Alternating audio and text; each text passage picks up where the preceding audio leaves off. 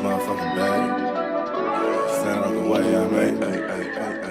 Sacrificing time for this shit, man, I got a plan. Tried to tell niggas years ago, they ain't understand. Riding by myself in this coupe, I'm all in my head. Everything in life you can't replace, I build relationships. Pretty little smile make a nigga wanna lock it in. We met the same time I lost a friend, we should try again. You been on my mind, you should hop in. I ain't gon' hurt you, baby girl, you know we locked in. Used to be on FaceTime calls on the regular. Never made time, landed on my busy schedule. Now every time I get the bay, you know I think of you. Working on your brand, love, you know that I... Henny the Moore reporting live from the liquor store, man. And when all three of us come together, man, it's Cowboys UnCut. Goddess. West Coast Cowboy in the middle, the Kanye West of this content stuff. And I'm a day one type of girl. Ain't nothing wishy-washy over here. I don't jump around, stick to one side. Yeah, the silver, the blue, we got them in their feelings. That star on the field, come pay the D a visit. They say it's hatred, is it? I call it hate and simping. Cause if we wasn't that hating, they wouldn't be in our business. Listen, West Coast say the water tastes better. The fan base go harder, and all the ladies get wetter. Yeah, that's how it is when you straight repping for Dallas. We get it in the trap, and landlord tell us what's happening. No explanations in no shape, form, or fashion. When Henny drop the stats, ain't nothing else to be asking. Them numbers don't lie, that's why your argument dry. And we still got them rings, you got your eyes on our prize. Whether an eagle, a giant, or a commando, you in the parking lot crying, we in the Lambo. We stay in our bag, we run it up in the draft. You still talking about the 90s, so who's stuck in the past? Get off me, and I'ma need you 6 feet back. And we ain't hearing nothing till your team beat Dak. And we ain't scared of running. So one team over here is Cowboys, believe that. Yeah, this you got is a poet. Big up West Coast Cowboy, HTM Sports, and Landlord from Alabama. Y'all check them boys out, man. Don't play around with the Cowboys content. Yeah, and you know it's DC, yeah. DC 4L. All day. Every day. My dear Aunt Sally, we is at the P right now. We gotta go to free agency, then we gotta go to draft, then we can talk about training camp. And Stephen Jones, who's also a multi-millionaire, moves and feels like a what? Like a dude that is got $15 in his bank account. We finna come marching to Dallas with our picket signs, ticket torches, everything we can find. And we are live. What's good with y'all, man? It's your boy, Henny the Moore, reporting live from the liquor store, man. How's everybody doing? And listen, West Coast will be in momentarily, but in the meantime, we had. Hold on, wait. What you doing? What you doing, man? You know what has to happen, man. Go ahead. This is actually in landlord's contract at this point that he has to get degraded at the beginning of each show before we can continue. That's crazy. It is what it is. He signed it, and you know because he is evil, he signed it in blood. So it's a binding vow. It's a binding vow that he must, maintain or else. So we have the most diabolical, evil, demented. Simmer down. Hold on. I'm thinking of better words. Dastardly, devilish, conniving, backbiting, backsliding individual on the planet. So crazy. And like he was trying to do better, and then he got moved. He fell right back in it. He couldn't help himself, man. He just couldn't help himself. Well, as Henny introductions always is terrible. Shout out to everybody, man. Salute to the chat. Salute to HTM, man. West Coast. We can hear you. Let's do this. Can you hear me? We can hear you. Can you hear me? We can hear you. Can you hear me? We can hear you. Can you hear me? We can hear you. Can you hear me? We can hear you. So, landlord, you just gonna be one of them type of niggas today. Okay. I don't know about that. Well, let me know who say that. Let me know who say that. Can you hear me, landlord? Not for real. I'm just talking. I can hear you. Niggas ain't shit. 15 times. Can we hear? I thought we were making a song. My bad. Hey, Nah, cause Henny like jazz. he said I like jazz. It's crazy. I'm just saying, it sound like my He dad. the other version. Now he ain't got the glasses on. Henny show sound like my dad. My dad getting dressed. When HTM ain't got the glasses on, he is now Henry. That's what He's a his show sounds like. His show sounds like my dad in the bathroom getting dressed. Because this is exactly what my dad be listening to. And then he'll hit you with one of these right here. When HTM ain't got the glasses on, he is just a straight up, you know what I'm saying? Oh, he a young man. Hey, listen, he the youngest dude on this show. He the youngest dude on this show with he the youngest dude on this show with the oldest soul. And then Henny, then my guy Trap Boy Alabama up here. That boy Alabama's crazy. You know what I'm saying? Then you got West Coast. We all going through midlife crisis right now. You know what I'm saying? Hoping that the Dallas Cowboys can do the same. You know what I'm saying? Because when I was a young boy, like 12, 13 years old, like my son's age, man, what a time it was to be a Dallas Cowboy, bro. Hey, turn me down just a little bit. What a time it was to be a Dallas Cowboy, man. I remember, like, bro, like, I sit back and I think, damn, what it would be like to be like a Chiefs fan right now. F the Eagles. I know they won the Super Bowl this year, but nobody cares about them. But what does it feel like to be a Chiefs fan, right? You 13, 14 years old, the last 6-7 years, you're always competing for a Super Bowl. Then I thought about myself, you know what? That's how my childhood was. My childhood was filled with my favorite team always competing with something. Always competing for something. Like the Cowboys, like if you look at my Cowboys childhood from my Cowboys childhood, versus the childhood of my kids, bruh, it's like night and day, bruh. Completely different. It's like night and day, bruh. Like when I was a kid, like playoffs was just like, oh, we go to the playoffs. Super Bowl, what are you talking about? But we was playing our Super Bowl party the year before. Like, hey man, I see you next year to see the Super Bowl party, dog. All right, man, I see you next year. Pound it up. You know what I'm saying? It's crazy in these streets, and you know who gets most of the credit for it, man. Most of the credit for the negative success, man. One Dak let it rain Prescott, man. I'm gonna tell you this right here, Henny. I know you probably had a show planned, but I want to get this off my heart, man. I did something that I don't really do, and I kind of regret it now. You know what that is? What's that? I gave some young bloggers the opportunity to win my ear, and they pissed me off, dog. Damn. I'm gonna just say, if you bored and you want to be pissed off, go to YouTube, type in Dallas Cowboys, go to the very, very bottom, because you go to the top, you're gonna have West Coast Law, you're gonna have Landlord, HTM, Boss Cowboy, CFO Gang, my boy Rome, Skywalker Steel, Law Nation.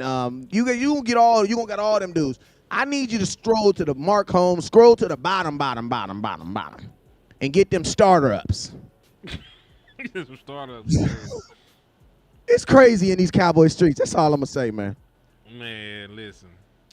I had to tell a nigga the other day, like, I just don't respect you, and I can't let you on my show. Wow. And it was JB the Cowboy fan. Like I said his name That's on the show what I'm last talking time. about. Yeah, like you build your entire, you a grifter. You build your entire platform off of hating on another successful black man. So I can't fuck with you.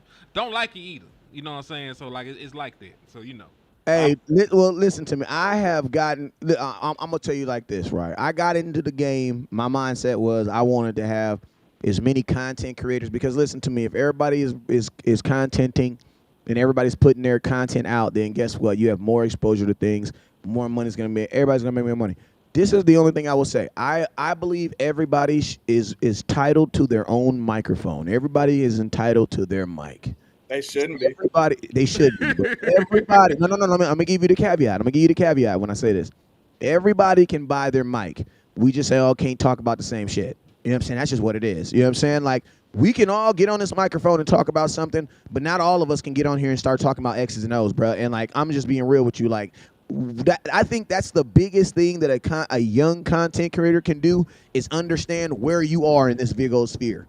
Because a lot of dudes get in this sphere and they think since they've been in barbershop, Robbie getting my hair cut every year for all my life, and I get a cut every week. So that means at least once a week I'm talking cowboy talk, and I'm the smartest dude in my barbershop. Okay, that does not give you an entitlement to get on here and start talking about stuff that is just straight foolishness, man. You want better though, like far as the young content creators, man, I say this. Like, the biggest thing I tell somebody that's just starting up, especially getting into this space, you gotta respect the work, bro. Like, don't think this shit is just The hustle. not as easy as y'all think it might be. Like, this, it comes with a whole level of respect. When you really start doing this day in and day out, you look at the other content creators, you like, man, damn, I know how hard it is for me to do this. So for him to be doing what he doing, you can't help but have respect in most of them other for the other content creators and stuff. So I mean, I think the best thing is to be humble when you get into this space and right to just take this shit serious. That's the only way you can actually, do good in it. If you don't respect it, you're gonna make crap content. That's what you're gonna do. My advice is gonna be this: educate your damn self, man. If you don't know what a cover 3 is, how to attack it, what it's good against, and all this other stuff, don't jump your ass online and make stuff up, because then you got folks that listen to you and believe in you, and you got them confused out this motherfucker. You gonna have people, you gonna have the blind leading the blind. If you don't know about something, it's okay to say, hey, I'm not that educated on it. Let me learn something about it. And it's just what it is, man. My football knowledge is night and day from when I started. There's a lot of things. I was casual about a lot of things before I actually started making content, man. I can tell you about play concepts now. I can tell you about defensive coverages. I can tell you about gap schemes, all the other stuff, because I educated myself and I took the time. Because what a lot of people don't know is, like, you can play football, but you might only know your position. Facts. You know what I'm saying? Like, I played wide receiver, so my expertise was solely about wide receiver for real. Like, even though I coached a little bit with Little League, you still don't really know everything you need to know. Like, if you think you know everything you need to know, you need to learn more. Like, if you ever get to that point, you tripping and you need to read some more, because that's just how it is, man. You can find old coaches, they learning about how to deal with the modern people or the modern kids, and it's always something to learn, bro. It's always something to learn. Yeah, and this is what people also got to understand is this. Like, there are two different things in this life that you have to measure. You can measure your cowboy. Like, I'm going to tell you this right now. My mom can name you every cowboy from such and such and such and such, bro. Like, she got her Everson Wells. She could tell you the DeMarcus Wares. My mom can she could tell you a whole bunch of stuff, man. But if you ask my mom what cover 2 is, there's no clue. And I'm going to tell you this, nor does she even want to know what that is. You know what I mean? Why? Because that's what she has her son for. I asked him, you know what I mean? But it's like, one thing my mom doesn't try to do is she doesn't try to replace her cowboy information for football knowledge. Like, that's two totally different things. Just because you can name every quarterback that's ever played for the Cowboys does not mean that you know what cover 2 means. That does not mean that. And I'm going to also let you guys on a secret. Just because you've liked a thing forever, listen to me, Sprite, my favorite soda. Loved it for 42 years. I couldn't tell you how it's made. Couldn't tell you. The first thing. I don't know the first. It's as strong as a mug. Yeah, I don't know what the first thing is. I don't even know. I don't know. You know what I mean? Like, I don't know. It's healthy. It's a bad drink that's healthy. It'll get all the indigestion out of you. You got to burp, anything like that. Right. Stomach. It's a drink and a medicine at the same time. It's an elixir at this point. Yeah, so it's like, and I love it, but it's like, I don't know what's in it. I would be foolish to think that since I've been drinking Sprite, listen to me, I'm going to tell you even crazier one. I would be foolish to think that all the Mexican food that I eat, that I know Spanish. What are you talking about, bro? Yeah. They get mad at me just like they get mad at you when you ask for cheese and we don't know how to say it in Spanish. Sprite is made to kill you, but it help you out in some different areas too before you go. Yeah, for sure. But hey, man. Sprite is an example of doing a little good to get doing a little bad to get a little good. I love Sprite. I ain't gonna lie, bro. Yeah. I know it's bad for you, but I love it. I love it the way it makes me feel after. Sprite is like happiness in a bottle. It is, man. Dr. Pepper, if you ain't had a Dr. Pepper in like 6 months, that's the same thing too. Dr. Pepper like crack if you ain't had it in like 6 months. I'm gonna say this and then we're gonna talk about football. What you have to say? Listen, I don't know if it was just me, but it was something about my mama Pepsi, like her Pepsi in particular. Hutch Pepsi.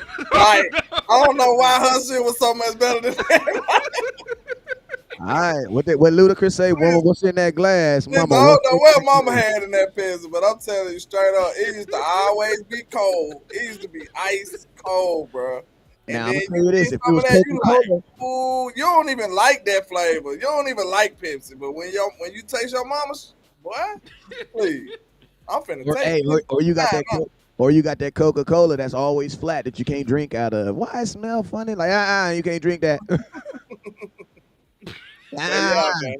Why it's Let's get flat on like that? these good old Cowboys, man. We sorry, y'all. Y'all know Nah, we listen, y'all, they it's the came off for the season, man. they It's the came off for the season. show too. They came for that too. It's the Man. off They season. they know us. Listen to me. We're talking about content right now. Listen, I did a show this morning. Honestly, on a reaction.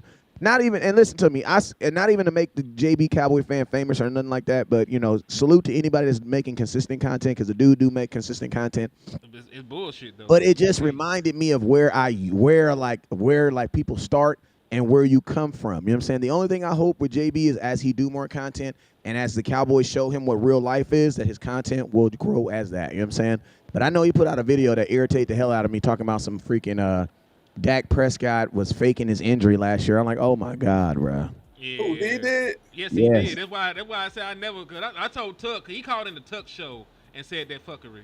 So I told Tuck, you were a much more mature person than I am. I would never allow, such debauchery, on my show. Because I cuss people out. I cussed people out for 2 hours yesterday.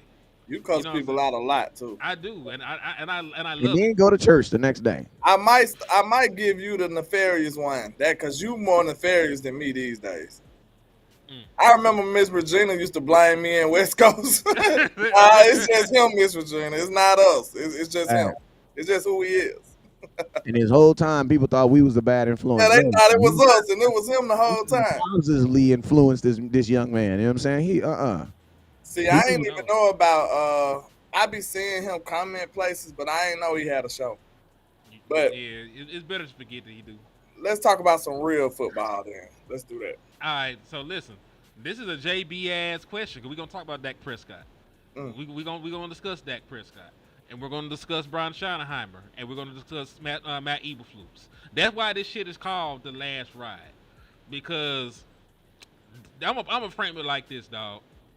Dak Prescott turns 32 next month. By the end of his contract, he'll be 36 years old. Troy Aikman retired when he was 34. Tony Romo retired when he was 36. So my question to you, and I'm just going to throw this out there. It's a two-part question. One, is this the last 4 years of Dak Prescott with the Dallas Cowboys? Is this the last hurrah? And if you think he can still play after he reached 36, what would he have to have done during the lifetime of this contract to be back in Dallas? God damn, that's a hell of a question. Shit. He'll have to. I say no. Yeah. I think this is last hurrah. This contract right here gonna determine how Dak Prescott is perceived as far as Dallas go. We already know he got a weird reputation right now. He done everything but win the Super Bowl and the playoff success, but everything individually, he's been that type of guy. But I'm telling you right now, if he don't do it after this year, they're not signing him again. That's dead. Like, and then he's 32. 4 years from now, he'll be close to 36 or knocking on 37. If we ain't got a championship or at least a deep playoff run, like an NFC championship, and we barely lost out of them 4 years, it's a wrap for Dak, bro. I'm sorry. I don't see no way you can re-sign Dak after you give him 4 more years. And I know it ain't all about him. He ain't did everything. That ain't the case. I mean, that ain't really the subject right now. It's about, are they feeling like they reaching their maximum potential with him as a quarterback? And if you give him 4 more years, if we ain't seen it, I wouldn't be mad at nobody if we say it's time to move on. I just wouldn't. West Coast. I say it like this. There's a couple factors. I can see I could see this being his last contract in Dallas for not necessarily the reasons of him winning a Super Bowl or not winning a Super Bowl. It's just the fact of the Cowboys. They don't want to negotiate with Tom. They don't want to do this. Go through that whole hoorah again with him, with his attorney. I mean, with his agent. And I'm gonna tell you this right here: success is only gonna make it harder. Like you've barely gotten contracts with Dak Prescott without having these successful things that you said he needed. So imagine, and Dak has gotten everything he's ever wanted without even without having a Super Bowl or anything large, deep run. So it's like if he's getting that without having a large, deep run, and if he gets that, bro, what is he talking about, bro? He's gonna be bending. Man, the Cowboys ain't gonna be able to afford Dak. They can barely afford him now, and he ain't got no Super Bowl. You know what I'm saying? If Dak gets up for JVB, boy. If Dak gets some success, it's only going to make his price even more higher. And I'm going to tell you this right here. Quarterbacks are playing longer. You know what I'm saying? They're playing longer. If you notice at the quarterback position, Joe Flacco is still playing. You know what I'm saying? They are still playing. The reason being is because a lot of teams would rather give you an older veteran who you can get for cheap than a new guy that you got to pay top dollar and you still don't even know if he's going to be good or not. You know what I'm saying? So Dak Prescott, as long as I put it to you like this, if Dak is still making like $50 million a year on his final year of his contract, then yes, there's going to be a team that's going to want him for sure. He's going to be in the league somewhere. Russell Wilson's still out there. Justin Fields is still out there. Aaron Rodgers is 40-something. Yeah, so that and you gotta think like this. And you gotta think like this. Outside of the Super Bowls, bruh, I know that's like a hard thing to take away. But if you take out the Super Bowl, bruh, you throw Dak out there in them same bowls, most teams are gonna go get Dak Prescott. Yeah, and I'll go last. I agree that this is probably the last contract with Dak Prescott. Win, lose, or draw, because facts. The way that y'all paint it, like if he wins the Super Bowl. Matter of fact, at 36 years old, a family, and he'll by then he'll be the Dallas Cowboys all-time leading passer. He'll be the Dallas Cowboys all-time leader in passing touchdowns. If he does have a Super Bowl by the time he's 36 years old, he might call it a career. You know, that's one thing to look at. He might just play out that last contract and ride off to the sunset with that bag. Secondly, let's say that he doesn't win a Super Bowl. But what if he's the league MVP? What if they keep this core of weapons around him, and he goes out here and he wins the MVP, or he wins Offensive Player of the Year, or he makes a couple of All-Pro teams, right? It's not that they wouldn't still want him, like you stated. It'd just be the fact at that point we done tried everything. He might even want to change the scenery by then. You know what I mean? So go ahead. I'm just saying. I'm just putting it to you like this, man. Like, I love Dak Prescott. It's about time, though, that we really look and invest in the quarterback position. Because, you know, the dude be getting hurt and be out. Listen to me. I'm gonna tell you if he get hurt this year, the injury. Listen to me. You don't off of the injury alone. Like, you ain't even gotta attack his stacks. You ain't gotta attack. Like, bro, the only flaw that Dak has is the injury. That's it, man. Because when the boy is on, he's 16 games, brother. If Dak plays 16 games, he's gonna be a top 3 quarterback, like him or not. That's what he did. That's what he did. That's what he does, bro. That's what he did the last time he was fully healthy in Dallas. A QBR, second highest in the league. Quarterback rating, second highest in the league.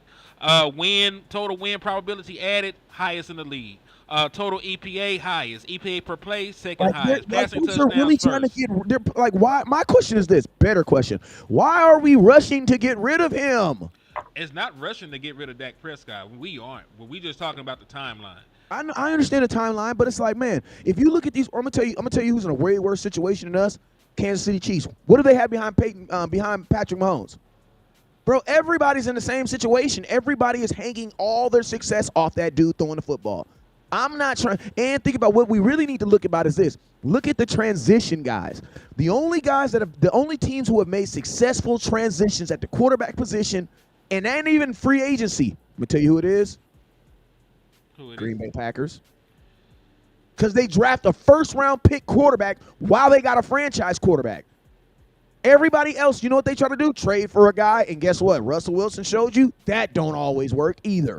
Same things Philly did. They drafted a second-round quarterback while Carson was good. Yeah, bro, that's what I'm saying. So if you want to replace Dak, Give me a first-round pick because you're not going to replace him with some dude from the 5th round, bro. I don't give a damn if you listen to me. Dak was found in the 4th round, but he wasn't really a 4th-round pick. It's like going to Ross. Every now and then you go to Ross, and you know what happens? Nike accidentally puts a pair of shoes in a box, and you open them up, and some Jordan 11 retros. What the fuck? How did these get here? Because they made a mistake. Does that mean they're going to have a bunch of Jordan retros in your side? No, they're not. And you know what they're called? They're called Ross Hunters. They literally have an Instagram page of all these crazy stuff that they find at Ross because it gets mislabeled. All right, let's do this exercise real quick. Then we can move go to on. Ross telling I'm about to go get the new Concord 11s. It doesn't work that way. What's the exercise? All right, with Dak 4 years, right? I want y'all to paint me a picture of that 4 years, which allows him to continue being a Cowboy afterwards, and give me that 4-year description of him having to leave early. Like, what would have to go? What would have to be? Well, and that was 2 years then. You know what I'm saying? The only way Dak is leaving here on that contract he's on is if he has a Kelvin Joseph situation. That's it. And I'm gonna tell you this right now, he gonna have to have a second one because the Cowboys showed you that you can actually kill one person. Hey man, they brought Kelvin Joseph in the room. Are you sure it was just one nigga? You sure it was just one? You sure? Tell me the truth right now. Okay. You gotta go. All right. I can't stand with you. I can't deal with you. You see, he caught a second body off the team. You know, that's why the way he, you know, he had still been in Dallas. You know, like that. Like, hey, that rug over there, it got swept under it. Yeah. my boy JB2 said, "Man, I found some Black Cat 3s in Ross." I bet you did. But was the left shoe and the right shoe? Because you know at Ross you got to be careful, man. Hey, he came up if he found that. I'm thinking about $100. My thing is this though. JB2 found some Black Cats, an exclusive Jordan at Ross, right? Mm-hmm. I want to know, should I expect to go down to my Ross and find a pair in my Ross? Hell nah. Hell no. You better pray about it. So you know what? You might can go to your Foot Locker and not find it. You can go to Foot Locker and not even find it, right? So then think about this, right? So what we're saying is you had a once in an opportunity. Somebody made a mistake and put him in that. Guess what? The people who did the draft analysis, they made a mistake and put Dak in the 4th round. Obviously. That was a mistake. So my question is this. Do you then go to yourself and say, hey, we can go do it again? No. You already listen, the Dallas Cowboys already got lucky like that because Tony Romo was an undrafted free agent. You don't just keep finding quarterbacks like that. It don't happen. Because when you look at the quarterbacks, and all the people that say all the quarterbacks are supposedly better than Dak Prescott, they had to spend a first-round pick for Josh Allen. They had to spend a first-round pick for Lamar Jackson. They spent a first-round pick for Patrick Mahomes. They spent a first-round pick. When Deshaun Watson was still getting massages, he was that dude. So they spent a first-round pick for him. Jalen Hurts was a second-round pick. Second-round pick. But I'm just saying, he was still top 60 pick, bro.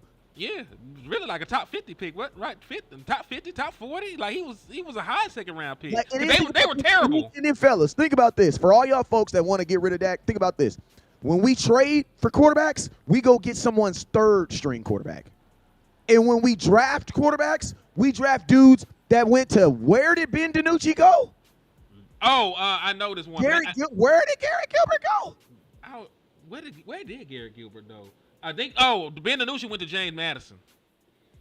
the great and mighty James Madison.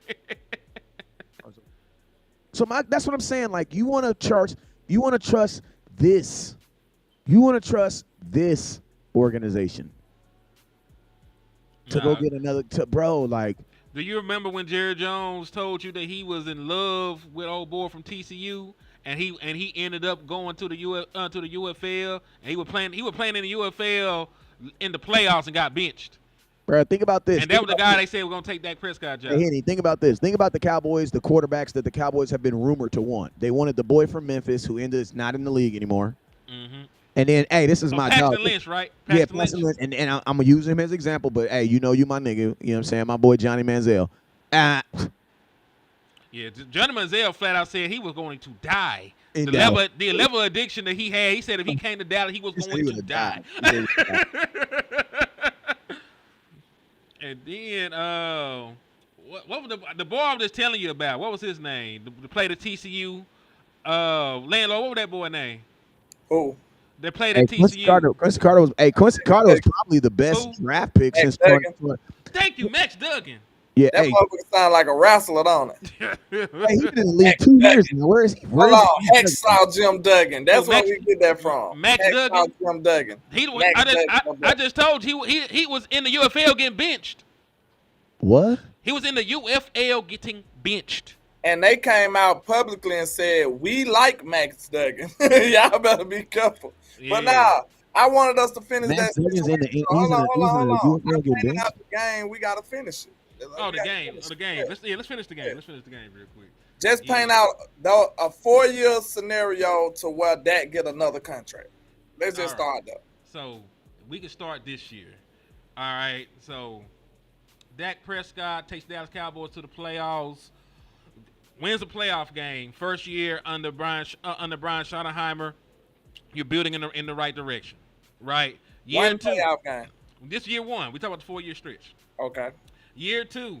Dallas Cowboys go to at least an NFC Championship game, maybe the Super Bowl. Bruh, so basically have to- we're going to the first. We're losing in the first round next year. Fans are not going to be happy. You can't. This year, you got to lose in the first round this year. So you mean this? So you mean coming off? So waiting for Dak to come back from an injury, you're gonna come back, have a successful season, and lose in the first round again? No, that's not gonna be. No, lose in the second round. The second round. No. You got to win. You Yeah, got to he win the won playoff one game. game. He won one game. Yeah, you won one game, and then you will have to go to the NFC Championship game or the Super Bowl the next year. Like, how many first? Listen, we doing realistic shit. How many first year head coaches win Super Bowls? None. Not named Barry Switzer, because that shit don't count. Yeah, I'm about to say not none. That shit don't in the last ooh-wop, none. Because Yeah, so- you got to build a team, and if the team good enough, more than likely the coach is not going nowhere. Yeah, So 'cause- why would he? So And Barry Switzer only got that team because Jimmy got fired on some BS. Exactly. Yeah. So Jimmy that's should my, have never. that's my Listen to point. me. If Jimmy if that was a whole nother organization, you know what the owner would have been like? The owner would have said this. Okay, this is what we're gonna do. When I come to work, don't be there, and when you come to work, I won't be there.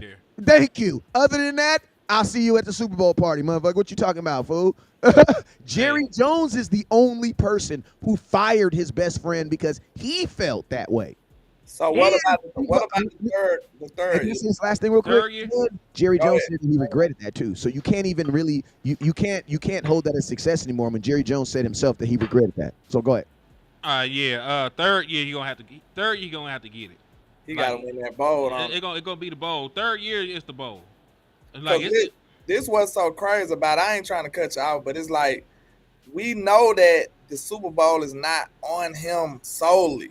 But we still on, like, after so many years, we still at the point now, it's like, bro, we got to get this shit done. Like, we can't just keep saying that it ain't just him after a while. Like, I ain't saying it is him, but I'm just saying, if it's not him, okay, maybe we need to find somebody that is him that can overcome whatever that's holding us back. Yeah, but then my question is this. I don't know what to do at this point. I don't know what to do. But my question is this, right? You guys want Dak? I just want to have the thought of someone that's saying they want to get rid of Dak, right? You want to get rid of Dak because he hasn't won you a Super Bowl, right? Mm-hmm. My question is this, a better question. How many first-year quarterbacks have come into a team and won a Super Bowl? Did Tom Brady do that? No, it was year 2. Tom Brady was year 2 in Tampa Bay. There hasn't even been. Well, year one in Tampa Bay, but they don't count. He was like a 20-year veteran by then. Brock Purdy almost did it, didn't it? Brock Purdy remember he got hurt in the championship game, so he didn't even make it to the Super Bowl his first year. Purdy But it's like, that's my question, man. Like, you think so? Basically, what you're saying is you're gonna replace Dak with a guy better than him, bro. How is that? Like, listen to what we're saying, everybody. I think it's not really that. I think it's a combination of the lack of results plus him getting up in age like that. It's like it's gonna come to an end regardless. It's coming to an end. Yeah. So you might want to situate your team on the better side of that coming to an end. You know what I'm saying? Like, you don't want Dak to crash out in the middle of a game while we done built a good team. You know what I'm saying? You're gonna have to move on. Yeah, but my question is this. How much of that good team is good because of him, though? in the I'm not past, taking. You gotta think. I'm not taking nothing away from that. I'm just saying the situation. It seems like that's gonna be one of the only things you can do because his age and his lack of success far as Super Bowl gonna meet each other. But see, that's not fair though, man. Because listen to me, Life that ain't is not fair, fair. though. To Yeah, say- it ain't me No. making these But calls. listen to me. That's the only people that's saying that is Cowboy fans, man. Because there is not enough quarterbacks in the NFL to be judging your success off of winning Super Bowls. Since Dak's been in the league, there's only 4 quarterbacks that have even won the Super Bowl. Tom Brady won most of them. Not Tom Brady. If it wasn't Tom Brady, it was Patrick Mahomes. If it wasn't Patrick Mahomes, it was Jalen Hurts who won one, and then freaking the other boy. But this That's ain't been what. in the But league this 10 years. There's only been 4 different quarterbacks to win a Super Bowl. Man, this shit is really Wes. fucking hard. But Wes, the point is we talk about this current contract. By the time the contract is over, he will be 36 years old. If he has not won by then, they're not going to re-sign him. This is what I will say. This is what I'll say. They're not going to not sign him based on his success because they didn't sign him based on his success to begin with. So his success is not going to have anything to do with it. It's What's age gonna deal, have though. what's gonna have the main caveat that's gonna have to do with Dak Prescott signing a contract is this: are they able to bend you over and screw you since you are gonna believe that you're older and all this other stuff and older quarterbacks shouldn't be making? This is the thing: players get paid off of their individual. If Dak, my question is this: what if the team don't have no success but Dak is balling? Dak is balling, bruh. Dak is balling. I'll still find a way to blame him. Well, guess what? Congratulations. That's what's happening now. I'm saying they gonna Well, say the style of play that he playing is what hindered the team to held the team back. Think about this. There's Falling out. No. statistically, Lamar Jackson, James crazy. Lamar Jackson, and Patrick Mahomes statistically have never had bad seasons. They've had 6 seasons where they didn't meet team success, but Dak ain't never had no. Bro, look at what season would be like, damn, he had a bad season that year. The only one they would say is this last one. He didn't even finish it. And then he played 7.5. He played 8 games if you look at this, but he only played 7.5 games. Matter of fact, when we're talking about Dak, I do want people to realize what happened in the postseason. 2016, 35-yard completion on 3rd and 20 to lose the game allowed by the defense. There was 12 seconds left in the game. Aaron Rodgers escaped the pocket, hit Jared Cook on the sideline for a 35-yard completion. Mason Crosby kicked a 51-yard field goal, and we lost the game 34-31 after Dak Prescott and the offense went crazy in the second half. 2018, Dak Prescott with 2 touchdowns, no turnovers. However, love you, Zeke, 40-something yards on the ground from Zeke, 273 yards allowed by the on 20 attempts. 20 attempts, 40-something yards, 273 rushing yards allowed, had 200-yard rushes. It was bad. You know what I'm saying? The defense did not show up. 2021, while Dak Prescott did not have a great game, 2 touchdowns, 1 turnover, 20 pressures were allowed by the offensive line. They also allowed 5 sacks. And what I did not know, the Dallas Cowboys set an NFC record for most penalties in the playoff game, and they also had the 2nd most penalties in NFL history in 2021 for the postseason. I knew we had a lot of penalties. I did not know that it was a record in the sense for the NFC, and it was the 2nd most in NFL history. Tony Pollard in 2022 got hurt. Now, Dak didn't play great, but at the same time, once Tony Pollard went down, you had no semblance of a run game, and shit got out of hand. 2023, the entire team no-show. CeeDee Lamb dropped passes early. Dak Prescott made some bad reads. Defense no-show the entirety of the game. So my point being is, Dak Prescott has not won a Super Bowl, but the team has not did him any favors. Like, just compare what Dak Prescott has done in the postseason. This is him on the right. Compared to Joe Burrow, these are QBRs, and this takes in everything. Passes, rushing, turnover-worthy plays, turnovers, all that. Dak Prescott put up QBRs of 96, 84, 73, 72, 53, 42, and 32. Joe Burrow had no Chase, had no other what the boy on the other side, Higgins. Yeah, my point is Joe Burrow ain't never even had a QBR in the 80s before in the postseason, and his team is 5-2 in the postseason. He won 2 games. Just so you understand how QBR works, 50 is average. Anything under 50 is damn near benchable. Anything over 50 is all right. Anything in the 70s is a Pro Bowl caliber performance. Anything in the 80s and up is an All Pro caliber performance. Joe Burrow has played awful in 2 playoff games and they still won them. He never had a game like Dak Prescott did with the 96. He never had the 84. Dak Prescott has lost 2 playoff games with a QBR over 70. You know what I mean? That's why you can't just put everything on Dak Prescott. That's when you're standing at the podium and they're asking you what happened, why you lost. You know what you do? You start lying. Because you got to say stuff like, we could have. No, what you really need to be saying is them motherfuckers was not doing their goddamn job. I'm going to tell you this, bing, bang, bang, de bing, de bang, de bamboo. That's what you should have been saying. But you know what you really be saying? A bunch of, but you did your job, bro. You did your freaking job. Hey, can I say, because it's a lot of people, we talking about money, right? Mm-hmm. This ain't no game. I just want to see how sharp my guys are, right? Here we go. Listen, I want you to tell me what team this is, right? They have a quarterback making $51 million. They have a receiver, number 1, making $32 million. So let me say everybody first before you say your teams. They have a right tackle. This is all on the offense. They have a right tackle making $25 million. I know who it is already. They have a wide receiver, number 2, making $25 million. They have a left tackle making $22 million. They have they show love to the guards too. They have a guard making $21 million. They have a running back making $20 million. And guess what? They have a kicker. They have a tight end. They have a tight end making $10 million. There are 11 positions on their offense.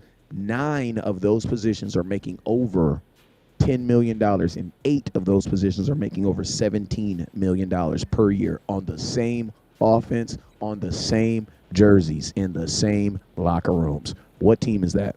Philadelphia Eagles. And they just won a Super Bowl. Listen to me. The money has nothing to do with it. They have 9.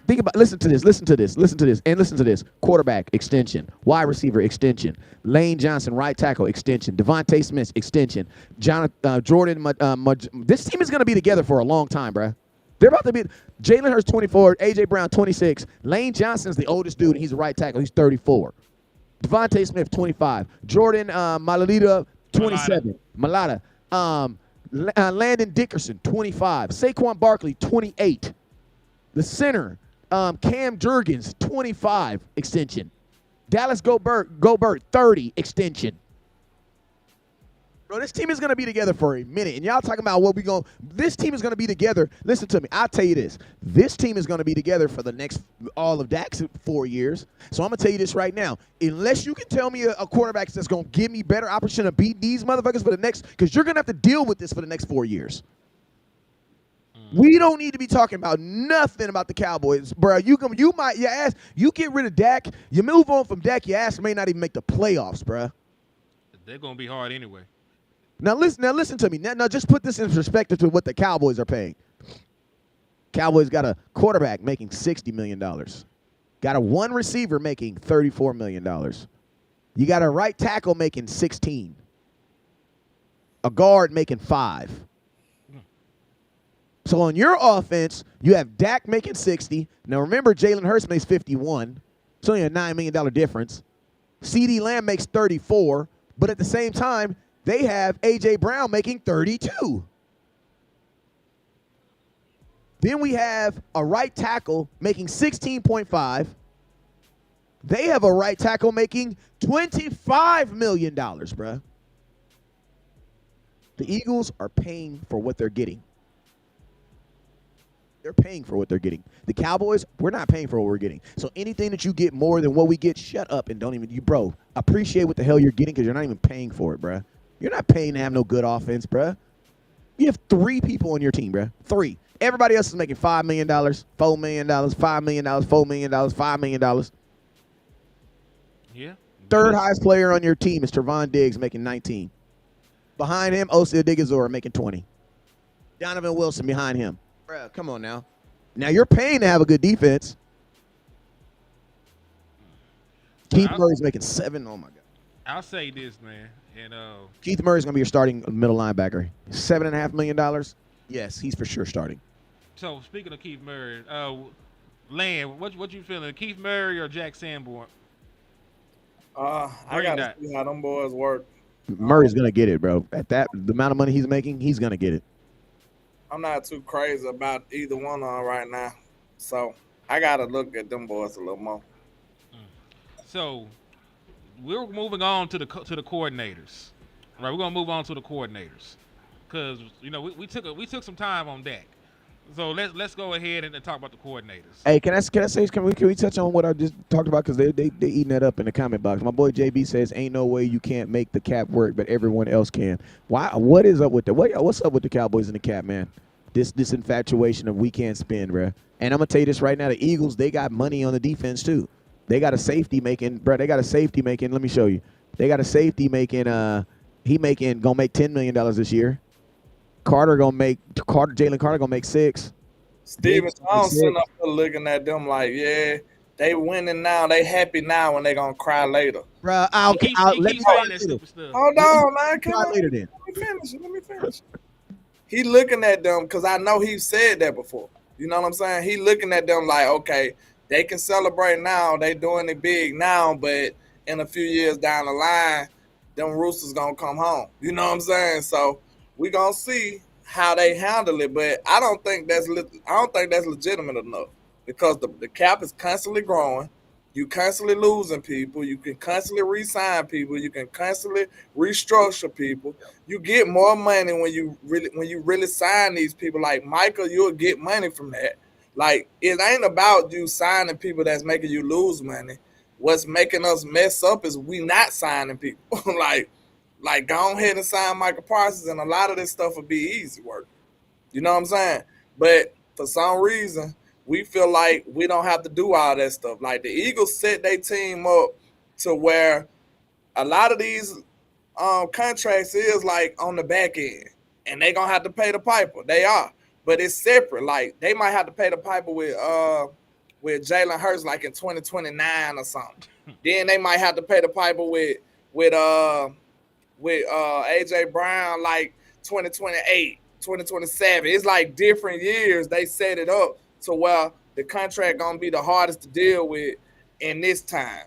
Then they got Jalen Hurts on this time. Like, it's all on different timelines. So it all could be done. That's my point. It all could be done. Dallas Cowboys have over $30 million in cap space right now. 32.1 to be exact. You can clear another 15 by extending Michael Parsons. 32.1. There's nothing to talk about. The Dallas Cowboys just don't want to spend money. It's not their philosophy. You know who has the second most cap space right now in the NFL? Who? The Philadelphia Eagles. With 30.7. How do you spend all that money and still have $30 million available? You want to know why? Because you can pay. You can finesse anything. Cap low. They cap low. They current cap is low, and they paying over the length of time. Yeah, and they also got a lot of these contracts have the voided years in there, so they can push the money even further down. 4-year deal with 2 dummy years attached. They spreading the money over 6 years. So and they're paying early. Like, these guys are signing extensions. A lot of these guys are still on their rookie deals, signing the extension, and the money ain't even kicked in yet. Facts. That's smart. And it's smart team building. So that's why they have had the success that they've had, and that's why we're in the position that we're in. There used to be a meme floating around with all of the Dallas Cowboys roster moves while Dak Prescott was on his rookie deal, and it looked like some utter bullshit.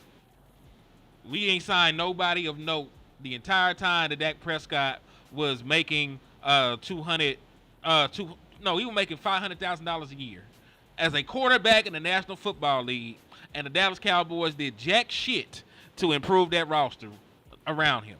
And folks be saying, "Oh man, you still paying for Tony Romo?" Tony Romo cap hit was only like $16 million. You were paying for 2 quarterbacks for like $16 million. That was still super cheap money. Facts. Still super cheap money. So and Tony Romo stuff rolled off in after like 2 years. So like you could have went and spent big in 2018. You could have went and spent big in 2019. You And did that's not why choose to do so. that's the reason why we didn't win. And we're gonna get back to the Eberflus topic, and I'm gonna just say this, and that'll be it. Um, when it comes to us making moves at the right time, like, bro, do anybody in this chat box, do y'all think Philly win this Super Bowl without Saquon? No. Hell no. That was one signing at the right time. Well, I remember landlord said, hell yeah, I signed Saquon Barkley. People laughed, but all that takes is for you to be proactive instead of reactive, just like we finna be now, being reactive, because we finna see that this running back room probably not the best, and now we got to react and try to find somebody better. So it's like, it's making the right moves at the right time, bro. Because like I told him, we going to be honest the way we assess this. It was a bunch of times, bro, we heard Philly did a move, and we like, damn. Like, we just got to be real, bro. Like, no lie. Just take the rivalry aside. Just evaluate them as a football team. It was plenty of times I heard Eagles did something. I'm like, damn, that sound good. I can't even hate like, damn, they did what? Even, and even when they didn't work out, you're like, damn, I would still have did that. I would have did the same thing. Like, yeah, like you hear them taking aggressive moves, and that stuff end up paying dividends. Like Saquon, bro. What Saquon would have did for us? You know what? Dak might have not even been hurt. Yeah. Dak might have not even been hurt last year if you would have signed Saquon Barkley. Yeah, and also what the Eagles also do is like that can have you messed up, man. We gotta, not only are we scared on paying these people, but I feel like we don't know when to strike, when the iron is hot. We gotta be able to make those moves at the right time. Yeah, and also you got to pay current guys with current success. Like the Eagles also, Saquon Barkley, you know, we took a, you know, they took a chance on a stock that had a better chance of being successful. You know what I'm saying? Like we take the chances that we do take are like, they're like low yield chances. So the success is just very, you know, even like the running backs we have right now, right? Like, you know, what type of success are you really expecting? Like, you guys are here saying, like, oh, man, you know, he could rush for 1,000 yards. I'm like, bro, that's basic-ass stuff. Like, if you would have signed to Saquon Barkley, you're not saying, oh, if he gets 1,000 yards, saying, man, that dude gets like 1,500 to 1,600 yards. You know what I'm saying? Bro, we should have been licking our chops with a talent like that on the free market. All you got to do is sign them. And you didn't even have to just get Saquon. And you needed a running back. You could have. They were one of the better running back free agent classes in a long time. Aaron Jones was available. Josh Jacobs from Alabama, your boy, former rushing leader, was available. Derrick Henry, who is friends with Dak Prescott. They got the same agent. They be all around Dallas doing press runs and all kinds of shit together, right? Didn't I even pick up the phone and call the man? So the Dallas Cowboys, man, they don't value free agency enough. They make these low risk, low budget moves, right? They believe in the draft. They like have a whole bunch of guys on rookie deals and low hitting contracts. They gonna sign a glue guy here and there, and that's it. They don't really believe in making the aggressive moves and going over the top. Cause think about this, y'all. 2016, we took the league by storm. Number 1 seed in the NFC, right? Got into a dogfight with Aaron Rodgers, lost on a last-second kick. What did they do to make that team better the following year in 2017? Ran it back. Didn't do shit. You probably got worse because I think Mo Claiborne was gone. You didn't even pay Mo Claiborne. That's crazy when you think about it, man. When your team get close, that's why we've been so adamant about certain things, man. When you got a 12-5 team, you supposed to be like, okay, this gonna get us over the top. Do y'all feel like the Joneses was doing that? No. Like, you sitting up here evaluating your team year in and year out, and you like, we at 12-5. What can we do? This is supposed to be your mindset. What can we do to get this 12-5 team over the hump to us so we can have some actual playoff success? That's how your mind should be working. But in Dallas, it's not. It's like, oh, we're going to put more pressure on them because we paid them. Like, y'all not upgrading the team. So that's a problem. And I got a good change up for that same type of topic. Okay, Y'all know last year was terrible. What was our record? 6 and something? 7-10. 7-10 last year was our record. Do y'all think this team, the way it's currently constructed, is closer to that 7-10 team or closer to that 12-5 team the year before? Which one are we closest to? Closer to 7-10. I mean, this the thing is, if Dak Prescott is playing, you're better. So, a lot of last year doesn't happen if Dak Prescott is able to give you 17 games. So and I'm gonna be honest. Feel like they closer to the 12-5 team. I mean, I'm gonna tell you this. I don't think the 7-10 team was so bad. You just didn't have a starting quarterback. Like, I would like to see the records of teams that lose their starting quarterback and how they finish. Everybody on the rewatch, y'all put y'all answers in the chat too. And I need the class participation. I want to see what y'all think. Are we closer to the 7-10 team or the 12-5 team right now? Because 7-10 without your quarterback, man, that's pretty. You did all right. Exactly. You won a game or two. You had no business winning. You had no business winning. You had no business winning the game against the Commanders. Them boys were sorry as hell. That's how I knew that they were a little fraudulent. They were a little fraudulent, like a mug. But you're gonna have to be better defensively. That's why I kept talking about Matt Eberflus, man. You were one of the worst defenses in the league. You gave up the yards per game. You had the fifth most allowed. Points per game, second most allowed. You gave up the second most touchdowns in the league. Third highest rushing yards per play allowed. Fifth highest passing yards per play allowed. Fourth highest rushing yards per game allowed. And your passing defense was okay because they didn't have to pass on you. They just hand the ball off. They get 50 fucking yards. So they didn't have to pass on you. That's why the passing yards are sort of down. So really, when we talk about success moving forward, if you can't stop nobody, like think about the Bengals. The Bengals had a high-power offense. Joe Burrow threw for over 40 touchdowns. Only had like 5-6 interceptions, dog, and they missed the playoffs because their defense was so bad. Like, our defense was on par with the Bengals' defense last year. So my question to y'all, and when we talk about moving forward, and if we're close, and did anybody answer that question? I say we closer to 12-5. I said we're closer to the 7-10. What you say, Wes? I would say honestly, I think I would have to land 12-5. I say close to 7-10 because, dog, when you were healthy, the Saints game happened. The Saints game happened while you were fully healthy. The Baltimore Ravens game happened when you were fully healthy. Yeah. I understand there are things that change. And listen, we talk about coach. This is his first year installing this system. This is gonna be the first time that Brian Schottenheimer was calling plays for the Dallas Cowboys, and they're gonna be the first time that Matt Eberflus is calling defense for the Dallas Cowboys. So you got two new systems basically. So I don't know, man. Like I get what y'all saying.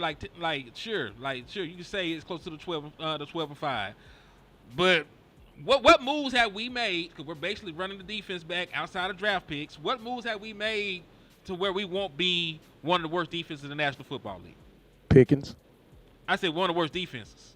And I said Pickens. Shit, you just think you're gonna keep us off the field? No, I feel like this a combination of third downs being able to continue to go on. Instead of I think our third down conversion will be a lot higher with Pickens. Why? Because he can make difficult catches. CeeDee Lamb tends to get double teamed. That means we were going to a lesser person. I also think with the addition of Pickens, that the tight end role is going to be diminished. You know what I'm saying? I'm hoping the tight end role is diminished, right? So if it's being diminished, that means we're just converting on bigger plays.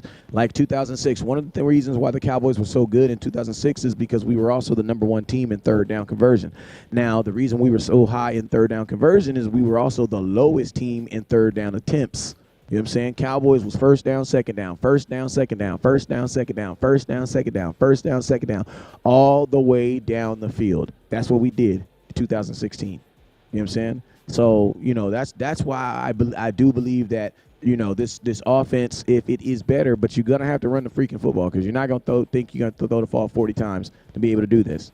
You know what I'm saying? But that's what I believe. That's the only way the Cowboys can look at this. And that's what Jerry Jones has always believed, that the best defense is a good offense. He's on record for saying that. Real quick, NY Blue hit somebody with a 9.99 for their mind. Appreciate you, bro. He said Appreciate they've you. been making money for years. Pay Micah now. Get us a running back and a one tech. Because Wes, normally I would agree with you. You know what I'm saying? Because I got to run the damn ball hat on right now. I just don't know if I want to give these niggas the ball. Hey, I'm with you. That's why I say I don't think the Cowboys starting running back is on this team right now. Shit, well he might be in the draft because they ain't moving like they trying to do nothing different than what they got. That's sad. Because I feel like this is another moment where we really close and they need to strike, but they notorious of not doing nothing in this situation.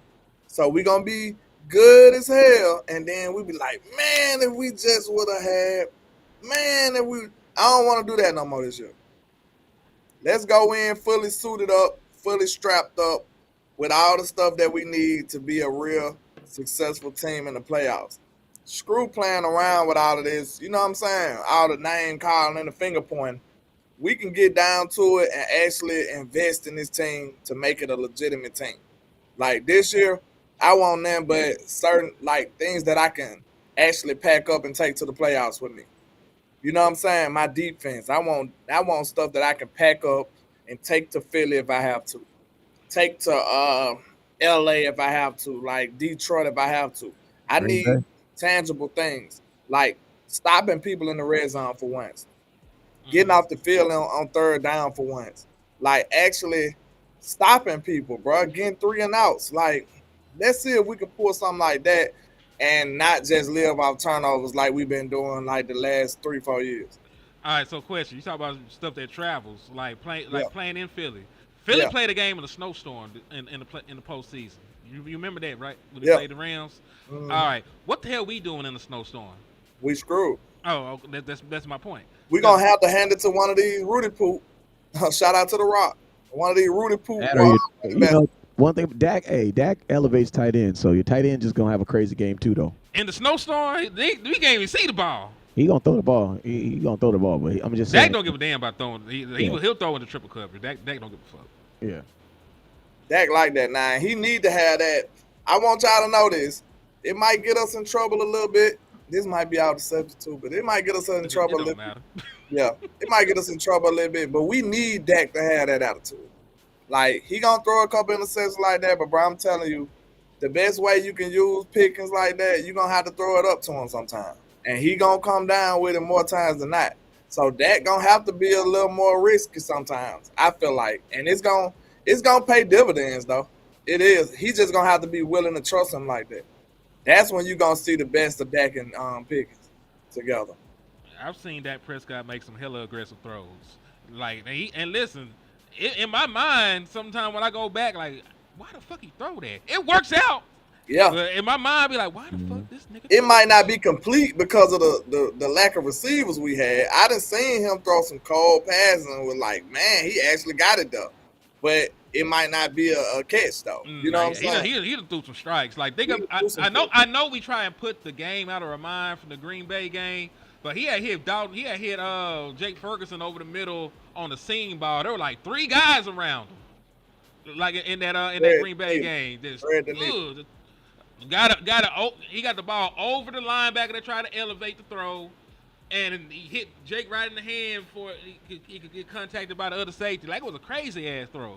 But like, if you just pause that thing while the ball in the air, you just feel like this is a pick six. Like, if you just freeze frame, it looks crazy. But it was a perfect pass. So that's why I sort of feel like the Dak Prescott and Joey Pickett stuff can work. He tries a lot of aggressive throws down the field. Like, think about the ball he threw up against Pittsburgh that got picked off. Had no business throwing it. He just like, man, Jalen Tolbert down there. if he used Pickens kind of like he used Tolbert, because he'll throw it up to Tolbert, believe it or not. He used to do the same thing with Michael Gallup. He scramble and find Tolbert. It's crazy. I don't know why. I wish it was somebody else better that he was finding, but Tolbert beat up. That's why, like, believe it or not, Tolbert gonna cook a little bit too. If he start, he gonna cook a little bit. Watch what I tell you. Cause him and Dak still got that chemistry like that. They still like that. And in them situations, if Dak got a scramble or extend the play a little bit, Toba usually be the one he find more times than not. Yeah. But I think he'll be fine in the offense. I have a lot of questions, man, about what the hell we gonna do, and nothing they done outside of like the Pickens trade. Like if you take the Pickens trade away and you just look at the moves they made in free agency, because draft pick is a gamble anyway. You're picking up a kid they never played in the NFL, so my expectations for rookies are, are different. I don't really have these high expectations for young players like that. Even for Booker right now. Offensive line he a guard, dog. He'll play fine, but he a guard. I'm looking for him to be dope as hell. Anything less than that, I'm upset. Yeah, he a guard, though. Like I'm sure he'll be fine. You know what I'm saying? Like I don't think we were bad at guard last year anyway. So having Booker, doesn't really quell any of the questions I had, because we were getting killed by our tackles. Our left tackle or our right tackle were giving up ass. Yes. You know what I'm talking about? So they was willing. Yeah, they told Diddy yes. And Terrence Steele is making a ton of money. Boy, God damn. I almost told that nigga we cousins. I didn't even know he was making it like that. They got $86 million. He got Leslie Wilson was missing some of them catches too. Biblically, man, I'm gonna tell you, when you look at the Cowboys salary though, a couple of key moments like that. The last drive at San Francisco, like how you don't catch that, Sid? He tripped over his own feet. You remember that shit though, Wes? Which play? When Cedric Wilson tripped over his feet on 4th down and couldn't catch the ball from Dak Prescott. And that ball was catchable too. Dak was running for his life and put that motherfucker up. And put it there. And he tripped up and couldn't catch it. Yeah. It's sad. Wes, what you were finna say something, Lo? What were you finna say? I don't remember. We old, so we be trying to spin the block quickly. Because I don't. He said, nice hats. They like your hat. I mean, I'd appreciate it. I know what I was gonna say. When you look at the word of God says, where a man's heart is, where his where treasure is. So it's like, bro, if you look at the Philadelphia Eagles, their money and what they spend on their players, and then when you go look at the Dallas Cowboys and what they spend on their players, you see why one team is getting is as, and you can say what they want to say, but Philadelphia Eagles is having they're being consistent success. You're not going to win the Super Bowl. That's why back-to-back Super Bowl champions is such a big feat in the NFL, because it doesn't happen. It's not the NBA where you can win multiple championships in a row like that. It's just different. So much stuff happens in our NFL offseason. So, for them to have the consistent success, like look at their spending. And then the one thing that they also do is when they find a diamond in the rough or they find a guy, they don't like bruh, if Pickens would have got traded to the Eagles, he would have been signed. I promise you he would have. I promise you he would. You know what I'm saying? Why not? Why would you want to sign him after he goes out there and performs? That makes no sense. You want to try to sign him now off of what he showed you in Pittsburgh. This giving me weird vibes too. Okay, at least Jerry, we know Jerry always want to see something. He always want to see something before he pay. So, hey man, if Pickens come out here and hoop for the first 5 games, man, sign that, man. If you trying to keep him on your team, just sign him, bro. Real talk, because he ain't going to do nothing but go crazy this year with a good quarterback, and then you're going to be like, whoa, that's too much money.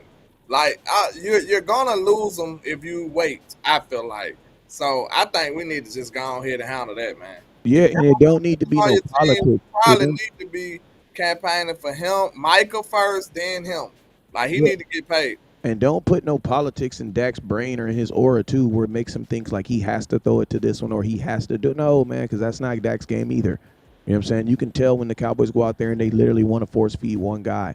Oh, they said Pickens said he want to wait. So if Pickens said that, he already looking at this. I know he said he want to wait, but this is also a thing. If I'm a team that's trading for him, I don't trade for him if he don't want to wait. Then you can wait as a Pittsburgh Steeler. Hell, you mean? Fool? And it's a thing they call we would have had that before. It's a Godfather offer to Dallas. You would listen before Pickens got on the plane to come to Dallas. He would have had that conversation. Yeah, you can wait in Philadelphia. You can work in Pittsburgh, but if you come to Dallas, we were going to be signing an extension. It's a Godfather offer too, and that's the offer that you just can't refuse. You can make one of those to him right now. I guarantee you he'll sign it. I guarantee you will too. Yeah. There's such a thing as enough money. Like, yeah, man, I'm gonna go out here, I'm gonna put my body on the line with no real guarantee on a 1 year deal and just test the open. Hey, man, how about $29 million? We gonna give you one of the biggest signing bonuses ever. Okay, yeah, man, I'm a Cowboy for life. All right, let's do I it. was tripping. Yeah, I was just talking crazy. Don't worry about it. Don't even pay that no mind. We good. We over that already. I was just bullshitting, and you know this, man. Yeah, it ain't even that deep. At that point, you would basically be like if you gave Pickens $28, $29 million, he would take it because that would put him at one of the higher paid receivers in the football. And on top of that,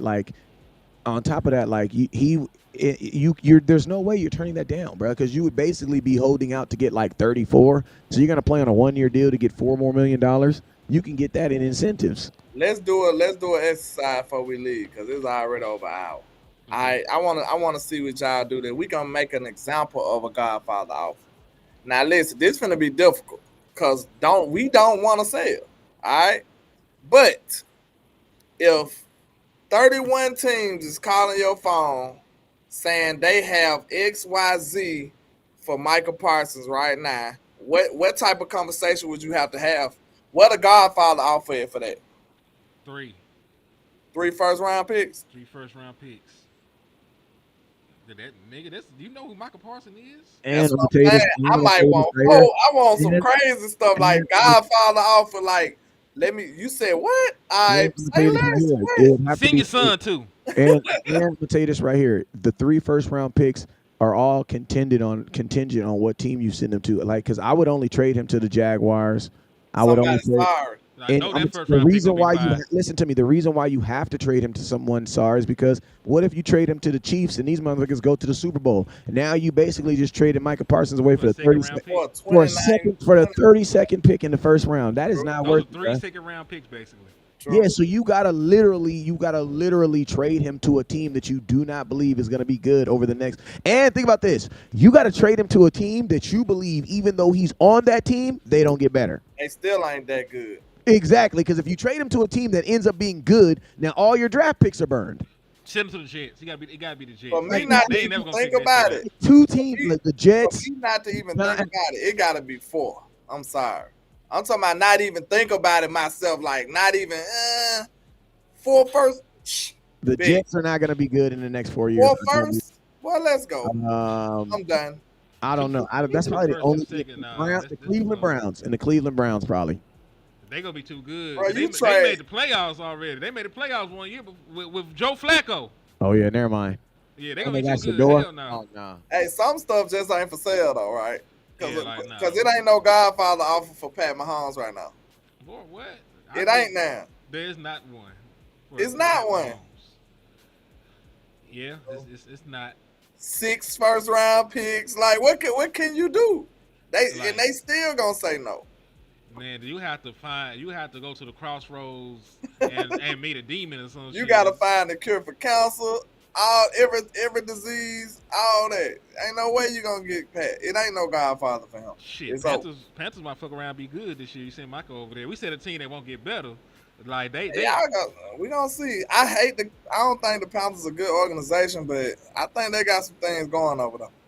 I mean, they got a first-round pick quarterback that's going in his 3rd year, so technically he should be better. And he got wide receivers. He got some wide receivers now. Tight ends, running backs. He drafted Ted. They drafted Ted. They got Adam Thielen still. They got the Jimmy Horn from Colorado. And Leggett. Yeah, they got Xavier Leggett, a first-round pick as well. They got Coker. Neither one had that 70-yard touchdown against us. Yeah. So, then look, we can say they sorry, which they was pretty sorry, but they played the Eagles to the wire. And they got Rico. That's why this is any given Sunday. And then they got Rico. You watch that game. Carolina sound like a better team. If you watch that game, you wouldn't say that team was outclassed. You would say they lost by their own decisions. Like, you know what I'm saying? Leggett dropped a wide open touchdown, bro. And I'm talking about Bryce put it on the money. And this the Super Bowl champs who basically smacked everybody else around. We look at the Panthers like the worst team in football, and they was right there with the Eagles. So that's a prime example for you to look at and be like, bro, this any given Sunday, don't play with nobody. That's Don't it. get too comfortable. Don't get too confident because you will be humbled in the NFL. They said Leggett can't catch. Leggett's best catch was Glorilla. Ugh. A lot of drops this year. Look at had a lot of drops. He had a couple drops. He had some drops. That was a critical. You can't drop that one. He- I don't for the care ga- if for that the was your game. only drop. I don't care if that was your only drop, bro. Listen, Wes, I don't know if you saw that game, but it was like in the clutch. Fourth quarter, I'm talking about this was if they was gonna win this game, this was their best shot. Wide open touchdown pass, and he dropped that mug. That saved the whole game for the Eagles. The Mhm. whole game. And listen, the Eagles might not win the Super Bowl because there's no guarantee they get the 1 seed with Facts. an extra loss or so. That's crazy, bro. Yeah, That's couple- crazy. Yeah, so who knows, dog? Who knows? He said he dropped a couple touchdowns though out there. Shit. Yeah, but listen, Can't be dropping touchdowns. You can drop a normal pass. Don't drop no touchdowns, my boy. nah, you can't drop the ball on third down either. 'Cause Yeah. Look how that changed the Packers game for us when CeeDee Lamb dropped it on third down. I'm talking about like that Third takes down up a couple nights. touchdowns. A touchdown though, shit. What? People gonna have your names on signs and shit about dropping touchdowns. Now. Shit. They be outside your mama house. with They shit gonna like march that. on your ass dropping some touchdowns. Now we don't play that. Mm-mm. Yeah, them- But yeah, man. Y'all got something else y'all want to do before we wrap it up? eh. Shit, I'm with whatever. Wes, you got anything you want to add, cuz? No, I just know when it comes to Dak, the folks who love him is always gonna love him, and you ain't gonna be able to change nothing. You ain't gonna be able to say nothing or show them nothing up. And the people that don't like him is just the same thing. They ain't not gonna like him, and there ain't nothing you gonna be able to say or show them to make that change. So, it is what it is. It's been that, man. We already know. Listen, who are we to change the heart of man? We're just here to, we just here to get this money and support our families, man. Right. I can't make them little Dak Prescott. I can't make them stop bumming folks across the water. I can't make Jerry Jones spin on free agents. But I can come on this show and give niggas good content, and that's what I believe I did. This is that hour and 17 with my people right here, man. Absolutely. So, always fun, always a good show. When we get together, man. We're gonna do it again real soon, probably Wednesday. I think I'm gonna chill tomorrow, do this shit again Wednesday. Before we spin back. We still on vacation with Boss Land, right? Yeah. Oh, this shit, we gonna be Gucci. All right, then. So yeah, we probably spin back Wednesday. Cowboys UnCut again Wednesday. Unless something crazy happens, the Dallas Cowboys trade for James Cook or some shit by tomorrow, I'm gonna be back on this motherfucker. But God bless America. God bless the Cowboys. Wes, what you be saying on the way out, man? Never look down because the stars up.